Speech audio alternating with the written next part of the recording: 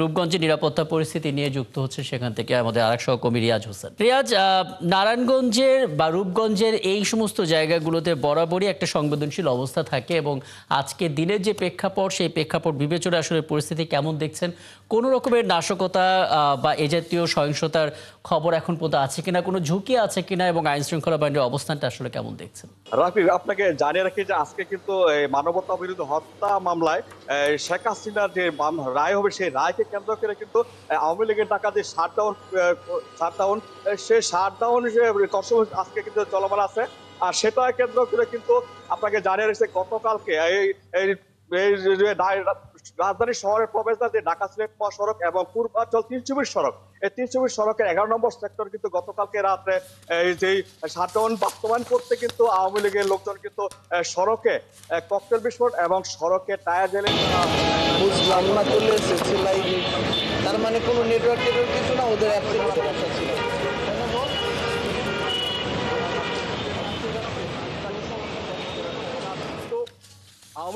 আওয়ামী লীগের নাশকতা পরিকল্পনার অভিযোগে দুজন কর্মীকে পুলিশ গ্রেফতার করেছে। এছাড়া কিন্তু আপনার আইন শৃঙ্খলা বিষয়টা আমরা জানিয়ে রাখি যে আইন শৃঙ্খলা রূপগঞ্জে কিন্তু ৯টি পয়েন্টে পুলিশের তৎপরতা কিন্তু রয়েছে। তার 9টি পয়েন্টে পুলিশ তারা তল্লাশি চালিয়েছে, সারা রাত অভিযান। আর বিএনপির নেতা কর্মীরা কিন্তু গতকালকে রাত্রে কিন্তু তারা সড়কের বিভিন্ন স্থানে অবস্থান নিয়েছে এবং এই মুহূর্তে আমি রয়েছে পূর্বাঞ্চল ৩চব্বিশ সড়কে।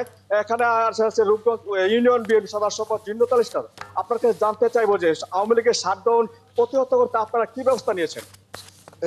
দেশ তার দেওয়ার নির্দেশনায় আমাদের মোস্তাফিজুর রহমান দিবুবের নির্দেশনায় আমরা সারা রাত্রে আমাদের নেতাকর্মীরা মাঠে ছিল, এখনো আছে শান্তি বজায় লক্ষ্যে এবং আওয়ামী লীগের টাকা শাটডাউন প্রতিহত করার জন্য আমরা শান্তি বজায় রাখার জন্য আমরা এখন মাঠে আছি।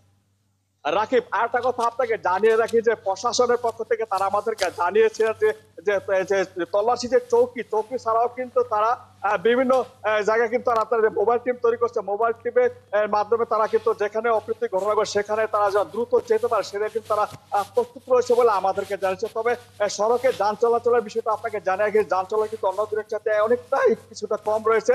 তবে সময় যত পারবে তারপরে বোঝা যাবে আসলে সর্বশেষ সড়কের কি অবস্থা এবং পরবর্তীতে আমরা বিষয়টা আপনাকে জানাবো। রাকিব, এই ছিল আমার কাছে সর্বশেষ। অনেক ধন্যবাদ রিয়াজ হোসেন। আপনার মাধ্যমে আসলে রূপগঞ্জের পরিস্থিতি জানা গেল এবং গতকাল থেকে আসলে এখানে দুজনকে আটক করা হয়েছে এবং পরিস্থিতি নিয়ন্ত্রণে আইনশৃঙ্খলা বাহিনীর সদস্যরা তৎপর রয়েছে। নিশ্চয়ই আরো আপডেট আপনার কাছ থেকে ক্ষণে ক্ষণে পেতে থাকবো।